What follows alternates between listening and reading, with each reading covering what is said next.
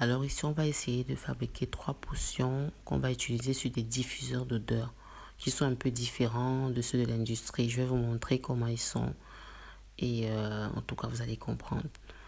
Alors dans un verre qui se ferme bien, dans une boîte qui se ferme bien, on met des clous de girofle au fond. Ça doit au moins couvrir le fond de la boîte. Ensuite, on ajoute la vodka. Les 1/3 de la boîte, parce que plus on met la vodka, moins c'est concentré. Ça doit être concentré parce que après juste une cuillère sera suffisant. Deuxième potion, c'est les feuilles de menthe séchées, un peu de cannelle et juste un peu de clou de girofle, parce qu'ici c'est l'odeur de la menthe qui va dominer. On ajoute la vodka, 1/3 de la boîte et c'est suffisant. Une dernière potion, parce que je n'avais plus la cannelle, c'est un peu de cannelle et un peu de vodka. Donc là, ça fait 3 senteurs différentes. Et on va laisser macérer au moins une semaine. Et puis on va venir commencer à utiliser. Vous allez voir quand ça se présente comme ça au départ, mais après une semaine, ce sera complètement sombre, ce sera complètement noir. Et comment on utilise ça? C'est sur ce genre de diffuseur que vous pouvez prendre dans les magasins chinois. Vraiment, c'est 1,20 €, 1 €.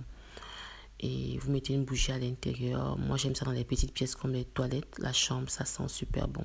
Vous ajoutez quelques gouttes d'huile essentielle aussi.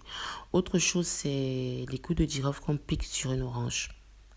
Ça donne une très bonne odeur à la cuisine. Voici un mélange parfait que vous faites bouillir, des peaux d'orange, des clous de girofle et du vinaigre. Ça donne une bonne odeur dans la pièce. Partout la vapeur se balade, ça donne une bonne odeur. Pareil aussi au citron découpé, clou de girofle, rosmarin. Ici c'est la salvia, citron, orange, clou de girofle et rosmarin.